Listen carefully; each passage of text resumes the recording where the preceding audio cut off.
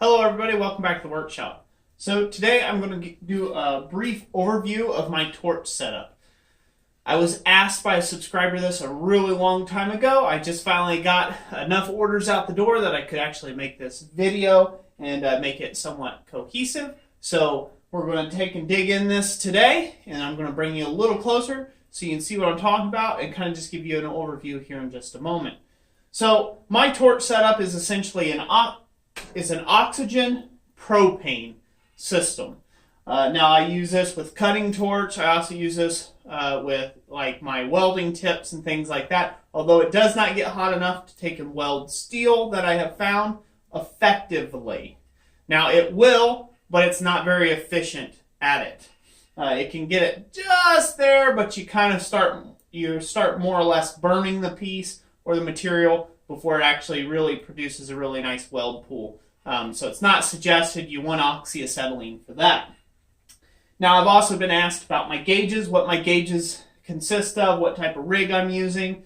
I am actually running an oxyacetylene rig on this oxypropane setup. Now I'm not sure whether that is right or wrong, but it works. The reason for this decision making is the cost. The cost of acetylene per bottle was going to be way higher than what the propane was. Plus, I had another $300 for a 5-year lease on that tank that I would have to cough up. I did not want to do that. So I went with just the $300 oxygen tank lease instead.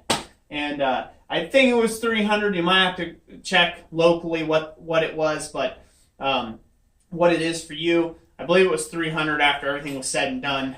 It was around $300 with the fill and stuff. So I did not want to take and do that. I did that once with the oxygen tank. I just didn't want to do it again with the propane, with getting an actual acetylene tank in here. Plus, there's other safety precautions with having the acetylene in the shop. So propane just seemed to be a better route for me. Other than the orifice sizes being different between acetylene and propane, I'm imagining with the torch kit rigs, this setup here has been working fine, with the sacrifice of a little bit of fine-tuning control that you lose with those. And we'll go over that in a moment. But let me bring you a little closer and show you the proper procedure in actually opening up this whole system. Here we are. So the stages in actually setting this up so you can actually run the torch is as follows. You want to make sure that you have your torch open, so this way it vents freely, and you want to make sure that your regulators are not turned or tuned in, or they're not producing pressure when you open the tanks up. Now, I'm probably going to be asked the reason why for this. This is just something that I picked up off of Jody over at Welding Tips and Tricks. I was watching kind of the proper safety protocol to take and open up tanks. I've never been through any formal training in this, so take what I have with a grain of salt. I'll say it that much. But the whole purpose is so this way you don't cause this regulator to blow up, from my understanding. So these tanks are under a high amount of pressure, and you obviously won't want that pressure to blow up, especially right in your face. So you make sure that it's not under a load, and then you go ahead and open up the regulator, standing at about an arm's distance away. You open up the regulator, and you'll see that it'll fill the right side of your gauge. That tells you how much is in the tank in pressure. Then the left side of the gauge is where you read how much pressure you're sending towards the torch tip. So then we're going to increase the pressure while it's open to a running pressure, which I like to run roughly right about on the oxygen here. It depends on what you're doing, but just for a regular rosebud, I like to run it right around, 10 to 15 pounds of oxygen pressure going to it. That seems to be plenty to take and run this, especially with the propane. So now we've got that ready. We shut the knob off, and now we still have our propane to deal with. Propane, you do the same way. You open up you open up the top of the tank very slowly. Then you increase the pressure till you find your running pressure. And this, I usually go about 5 psi at max on this. 5 to 7 psi on propane. And then you turn off the propane. Now your torch is ready to use. Just like that, okay? So that's the safe way of turning it on. And now you can obviously strike off and light your torch. Striking off or lighting your torch, you always open up the fuel first and then the accelerant or the oxygen. And that's the way that I have been taught to do it, and that's the way I'm going to do it now. You open the fuel, light that up, and then you slowly increase oxygen to it.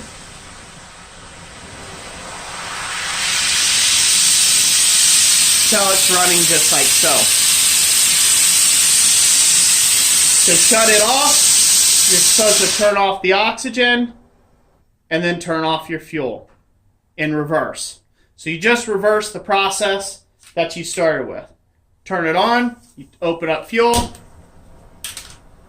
Then when you add your accelerant or oxygen, you turn it off, you turn off the oxygen, then you turn off the fuel.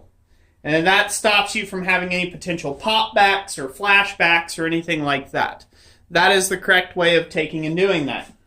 Now, what do you do at the end of the day when you're done with the tank to get this prepped up for your next use? Next time when you're putting it away for the day and you're done with storage, now while I'm in the shop, I'll just leave these on and I'll just, open this up whenever I need it. But I'll just leave these pressurized and ready if I'm using it frequently. If not, I'll shut it down. The way you shut it down, you come over to your tanks, you shut off the tanks. Make sure they're good and shut off. Okay? You relieve the pressure.